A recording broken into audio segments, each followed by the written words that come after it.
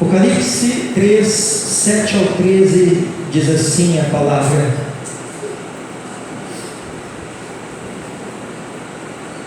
ao anjo da igreja em Filadélfia escreva: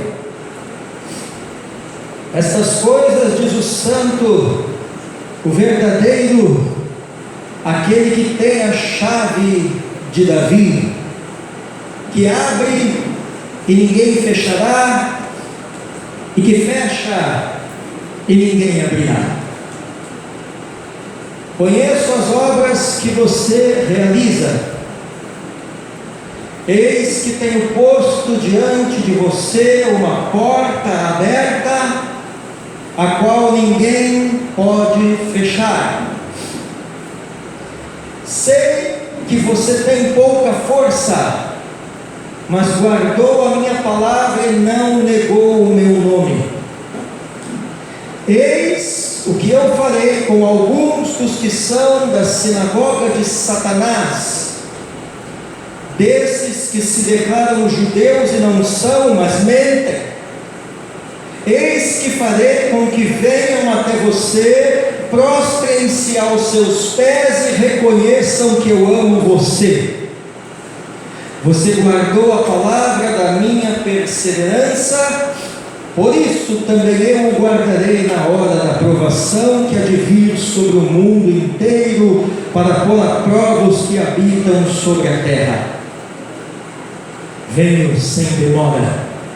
Conserve o que você tem, para que ninguém tome a sua coroa.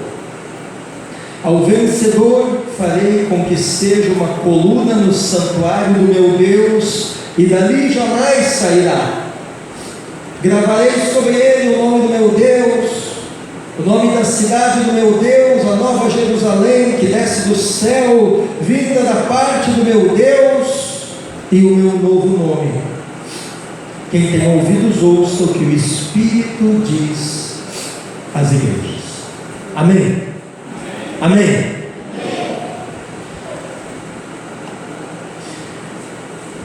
Hoje o dia é tremendo, irmãos, pois para a igreja em Paranaguá celebra-se ao Senhor em 3 dimensões.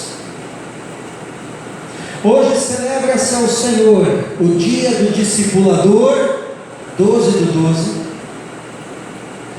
Hoje celebra-se ao Senhor o dia da Bíblia. Amém? Quem é que lembrou que hoje era o dia da Bíblia? E hoje celebra-se ao Senhor o encerramento da festa da dedicação, o dia, daqui a pouquinho, que será liberado sobre você, sua vida, um novo decreto espiritual, por ocasião do encerramento da festa. Amém? Apesar de Deus ter dado ao homem a autoridade para decretar, afinal de contas a Escritura diz que os céus são os céus do Senhor, mas a terra Ele a deu aos filhos dos homens. Afinal de contas a palavra diz que ao homem cabe crescer, multiplicar, sujeitar, dominar a terra. Aleluia. Então Deus deu ao homem autoridade sim para decretar, mas Ele e ninguém mais continua sendo a fonte de todo o decreto. E todo o decreto espiritual precisa estar alinhado com a sua vontade e precisa ser expresso no linguajar da sua palavra, para então gerar vida. Diga comigo, vida. Decretos espirituais geram vida. Decretos espirituais são palavras do céu na terra, visando um alinhamento para o cumprimento de um destino profético, tanto a nível individual como a nível coletivo. Diga mais uma vez comigo: geram vida. E hoje é o dia agendado pelo Senhor para estabelecer sobre a sua vida um novo decreto espiritual que vai orientar a sua caminhada no decorrer de todo o próximo ano de 2022. Civilmente, no calendário civil, você entra em 2022 na virada de ano, do dia 31 de dezembro para o dia 1º de janeiro, mas espiritualmente, no calendário do Espírito, você já está no novo ano profético, você já está debaixo de um novo céu, a partir do momento que o decreto for liberado nesse lugar para 2022. E hoje, eu já vou dar uma dica. A única pessoa além de mim que sabe do decreto antecipado é a minha filha Rebeca, Parnanguara por excelência, por nascimento, porque é ela quem faz os banners.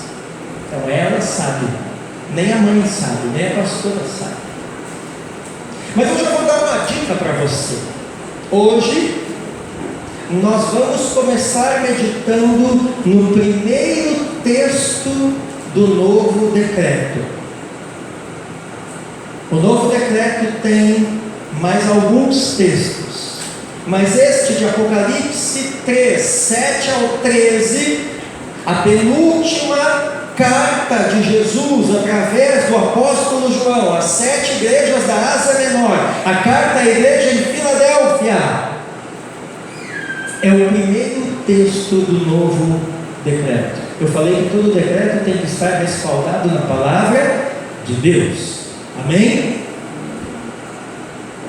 E a primeira coisa a entender aqui é o contexto histórico imediato da cidade de Filadélfia. Filadélfia era uma cidade, hoje é a região da Turquia Central, e é uma região até hoje de constantes terremotos. E a cidade de Filadélfia, para a qual Jesus escreve através do apóstolo João, havia passado uns 50 anos atrás um dos piores terremotos da história. Uns 50 anos atrás de receber esta carta da parte de Jesus, não só a igreja, mas todos os cidadãos de Filadélfia haviam passado por um terremoto terrível, onde praticamente toda a cidade fora destruída, a ponto de ter que ser reconstruída com financiamento imperial romano. Tal o nível de pobreza que eles alcançaram devido àquela catástrofe. O próprio imperador teve que subsidiar a reconstrução da cidade. Graças a Deus, irmãos, que nós aqui no Brasil não temos sequer ideia do que seja um terremoto de verdade, não é mesmo? Você pode dar graças a Deus? Mas nós temos relatos. Talvez você já conversou com alguém que morou fora do país ou esteve numa ocasião dessas, numa situação dessas, e as pessoas relatam o verdadeiro horror que passaram quando no meio de um terremoto presenciam tudo aquilo que antes parecia fixo, estável, seguro, como casas, prédios, ruas, pontes, campos e etc., começar a tremer, começar a se mover, começar a afundar ou começar a desmoronar de repente. Qual a mensagem que um terremoto passa? Que no fundo, nada é suficientemente seguro, é suficientemente sólido ou estável nesta terra. E por que eu estou dizendo isso? Porque a cidade de Filadélfia havia experimentado isso numa escala sem precedentes. Amém? Quantos me entendem? Fique comigo aqui. Com a reconstrução da cidade, aí você diz assim, e a coisa melhorou, né? Não, a coisa ficou mais perigosa ainda. Por quê, pastor? Porque nós estamos falando do contexto do Império Romano, e a cidade toda foi reconstruída no estilo arquitetônico de Roma. E como é que era o estilo arquitetônico de Roma, hein? Prédios altos, prédios públicos religiosos, né? Altos, imponentes, com muitos materiais pesados, principalmente mármore, sustentados por altas colunas. E aí você imagina o risco que um prédio desses oferece no caso de um outro terremoto. E nesse contexto, Jesus se apresenta vivo e vitorioso, e manda João, o apóstolo, escrever uma carta para a cidade de Filadélfia, uma cidade que sabia bem o que era estruturas desabando. E Jesus promete para os irmãos: quem vencer, eu, Jesus, ressurreto, farei dele uma coluna no templo de Deus. Amém? Diga comigo: coluna no templo de Deus. Apocalipse 3,12: do vencedor farei uma coluna no santuário do meu Deus, e daí não sairá. Amém? O que Jesus estava declarando com isso? Que ele estabeleceria a sua igreja naquela cidade como um templo vivo, edificando a igreja com os seus discípulos, da qual ele mesmo é o alicerce. Diga assim após mim: a igreja é um templo vivo, edificado por Deus, alicerçado em Cristo, numa cidade. Amém? Quem não sabia o que é a igreja, agora está sabendo. 1 Coríntios capítulo 3, verso 9, o apóstolo São Paulo vai dizer: pois nós somos cooperadores de Deus, e vós lavoura de Deus, construção de Deus. Algumas traduções dizem: edifício de Deus sois vós. E o verso 11, 1 Coríntios 3, 11, Paulo continua dizendo: de fato ninguém pode colocar outro alicerce diferente do que já está colocado, Jesus Cristo. Em Efésios 2, 20 ao 22, Paulo vai dizer para a igreja em Éfeso o seguinte: edificados sobre o alicerce dos apóstolos e dos profetas, tendo como pedra angular o próprio Cristo Jesus. Nele a construção toda bem ajustada vai crescendo e formando um templo santo no Senhor. Nele vós também sois juntamente edificados para serdes morada de Deus no Espírito. A igreja não é esse prédio, a igreja sou eu, é você, somos nós, fundamentados em Cristo. Amém? A igreja primitiva considerava-se em Jesus e na edificação do Espírito Santo o verdadeiro templo onde Deus habitava. Onde Deus habita em Paranaguá? Na igreja. E quem é a igreja? Somos nós. E a prova disso na igreja primitiva é que os líderes da igreja primitiva eram chamados por vários nomes, dentre os quais colunas. Por que eram chamados colunas? Porque os irmãos entendiam a igreja como uma edificação espiritual em Cristo Jesus.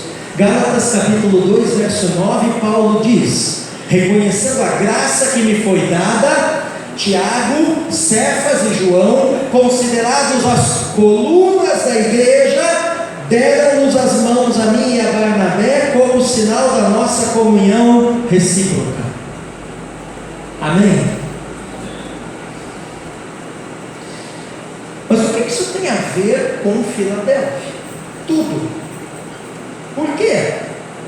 Porque agora Jesus estava falando aos irmãos de uma cidade famosa pelos perigosos terremotos, que eles seriam colunas. Colunas do quê? Daquilo que ele, Jesus, iria estabelecer ali, colunas da sua igreja. E esse templo vivo, a igreja, esse templo não desabaria como os outros prédios haviam desabado naquele terremoto. Por quê? Porque ele não estaria alicerçado em coisas, mas no próprio Deus vivo, na pessoa do Filho, Jesus.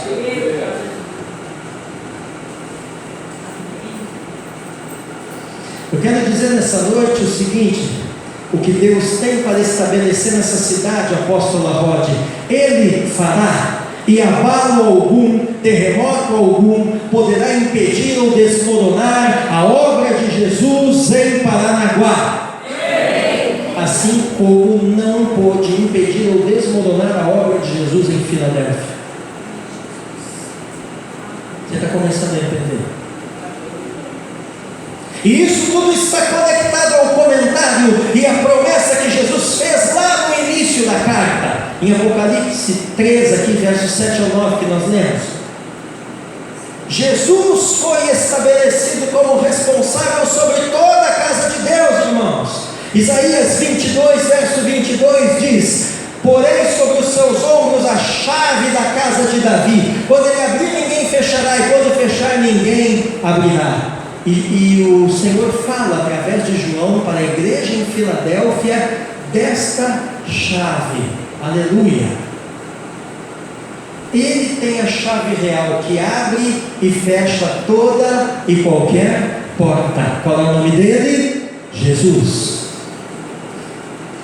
E com base nessa chave, ele abriu uma porta diante dos cristãos em Filadélfia.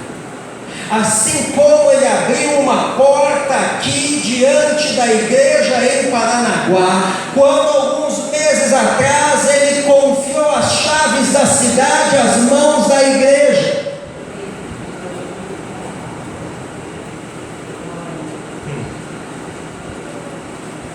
E ele estava indicando a igreja em Filadélfia, o mesmo que está indicando a igreja aqui em Paranaguá. O que ele está indicando, pastor? Que devemos passar por esta porta aberta por ele, revelando que aquela igreja em Filadélfia, como nós aqui em Paranaguá hoje, não só temos a oportunidade de permanecer firmes, mas também a oportunidade de fazer avanços, passando pela porta que ele abriu, rumo a lugares e posições ainda não alcançados. Amém. Apocalipse 3:8, o início do versículo diz: conheço as tuas obras, vê, eu abri à tua frente uma porta que ninguém poderá fechar. Aleluia.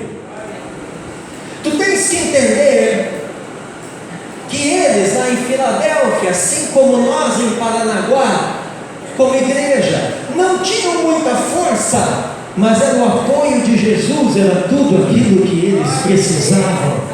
O segredo estava na fidelidade à palavra e no testemunho do nome do Senhor Jesus. Apocalipse 3, verso 8, a parte final do versículo: pois tua força é pequena, mas guardaste a minha palavra e não negaste o meu nome. Amém? Apesar de tudo de ruim que tem acontecido, irmãos, eu quero dizer para vocês nesta noite: Paranaguá continua valendo a pena. Não, você não crê. Que pena. Vou repetir.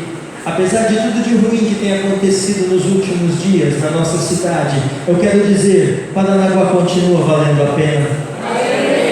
Por quê? Porque podemos contar com o apoio de Jesus nesta cidade. Talvez você esteja indignado com a política desta cidade, como eu tenho estado nesses últimos tempos. Mas não esqueça que podemos contar com o apoio de Jesus nesta cidade. A salvação da cidade, escuta-me, está na aprovação da igreja aos olhos do Senhor. Vou repetir: a salvação de uma cidade está na aprovação da igreja aos olhos do Senhor. Se a igreja for aprovada numa cidade aos olhos do Senhor Jesus, inevitavelmente a cidade será salva. E ser aprovado aos olhos de Jesus envolve duas coisas: fidelidade à palavra de Deus e ao testemunho do nome de Jesus. Diga comigo: fidelidade à sua palavra e testemunho do seu nome. Mas havia um empecilho lá em Filadélfia, e o nome do empecilho era judaizantes. Era um pessoal de origem judaica que estava usando a sua cidadania romana, o seu estado cívico, na tentativa de colocar o governo local da cidade contra a igreja. No fundo, eles queriam impedir que Jesus Cristo fosse pregado e apresentado pela igreja como o Messias de Israel, pois para eles isso era uma vergonha. Era uma mensagem que confrontava demais aqueles judaizantes. E eu estou falando de uma igreja em Filadélfia que tinha entre 25 e 40 irmãos no máximo, sem edifícios, sem recursos, reunindo poucas pessoas.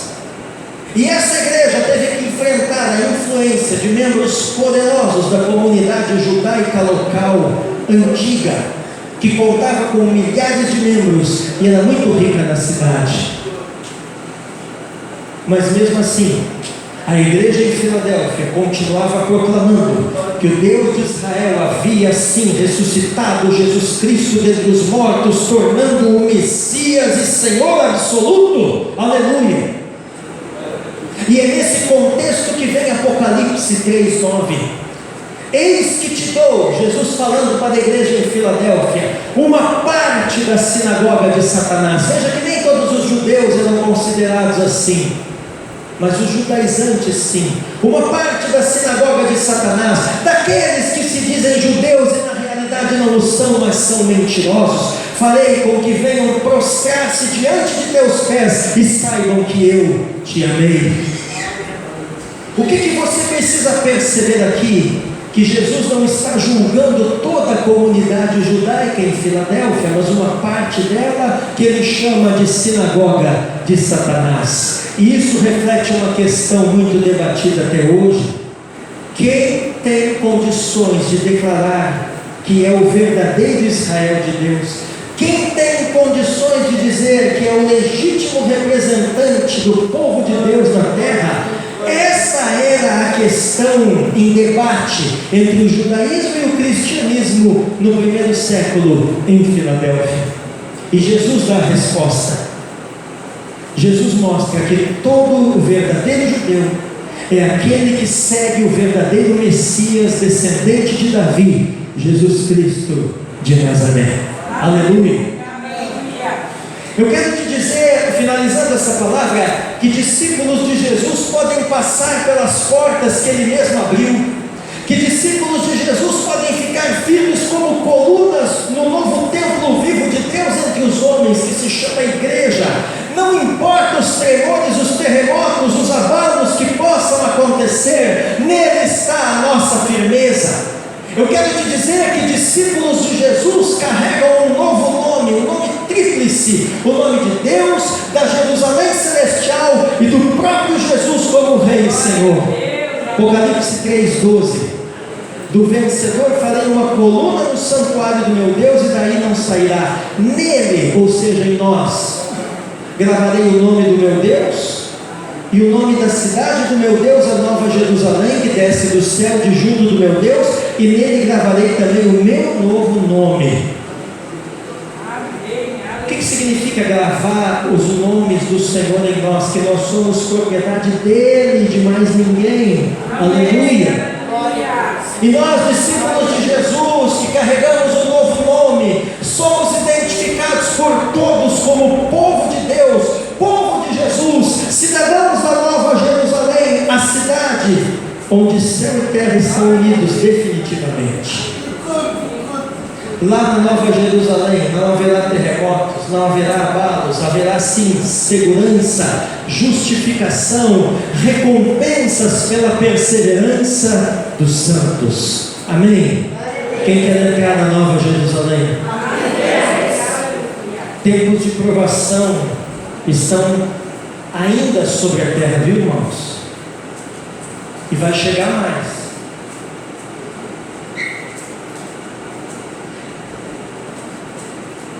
Quando eu falei há 3, 4 anos atrás, teve gente que deu risada. A pandemia veio. Tempos de provação têm chegado sobre a terra. Vão chegar mais, mas não se preocupe. Esses tempos é para revelar quem está guardado em Jesus e nas suas promessas e quem não está. Apocalipse 3, 10 e 11. Já que guardaste o meu convite à perseverança. Olha a promessa para vocês. Também eu, Jesus falando, também eu te guardarei da hora da provação que está para vir sobre o mundo inteiro, para pôr à prova os habitantes da terra. Eu venho logo, diz a palavra. Seguro que tens, para que ninguém tome a tua coroa. Aleluia! Da mesma forma como os cristãos de Filadélfia estavam guardados na luz do Senhor, eram sustentados pelo seu milagre e deviam continuar fazendo isso e vencer, os cristãos em Paranaguá devem fazer o mesmo. Amém. E eu encerro essa mensagem com Apocalipse 3,13. Quem tem ouvidos, ouça o que o Espírito diz às igrejas. Amém? Vamos aplaudir Jesus?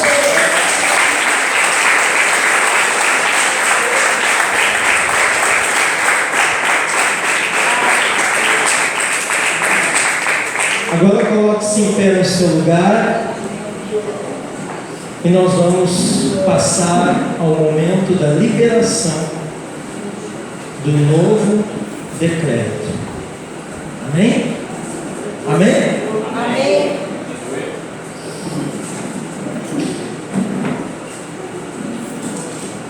E depois que liberarmos o novo decreto, você que vai entregar a semente aqui daquele envelope, já prepara, porque aí eu vou chamar os irmãos para virem à frente e nós vamos orar, ungir você, eu e a pastora Dona, amém? Amém? E vamos entregar o óleo para você e a sua família. Preste atenção. Se preocupe que você não vai para casa muito tarde, não. Ah, mas eu tenho que trabalhar amanhã. Eu também.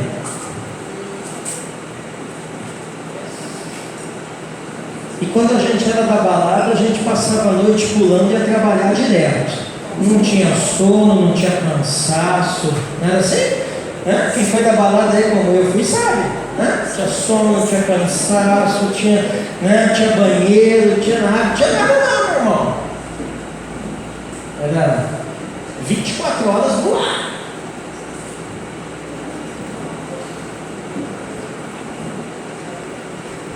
O Rod está dando risada. Eu sei por quê, né, meu Rod? Porque a gente é de uma geração de crentes de fibra, irmão. Amém? O crente não pode ser mole, não. A gente tem que ser de fibra. A gente tem que ter raiz. Só é árvore quem tem raiz. E para produzir frutos você tem que ser árvore do Senhor. E nós não somos abalados por qualquer ventinho, não. Amém? Amém, Jesus. Então vamos apagar o altar aqui. Amém? Apaga aqui só o altar.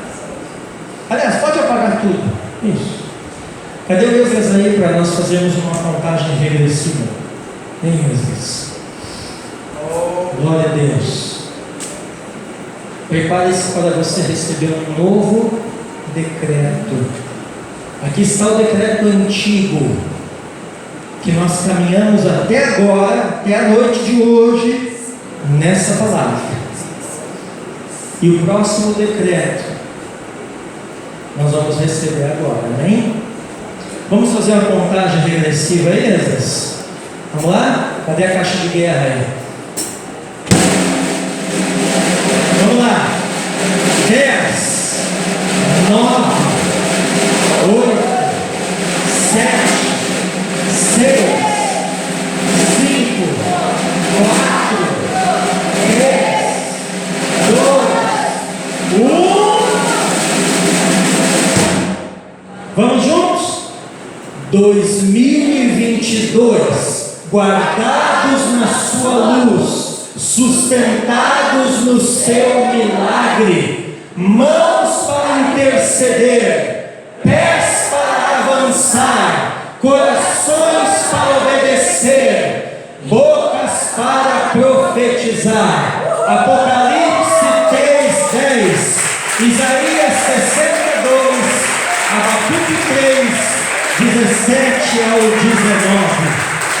Por autoridade de ensino profético da cidade de Paranaguá, eu libero sobre a tua vida, sobre a tua casa, sobre a tua família e sobre toda a nossa cidade representada por esta foto, o novo decreto do ano de 2022.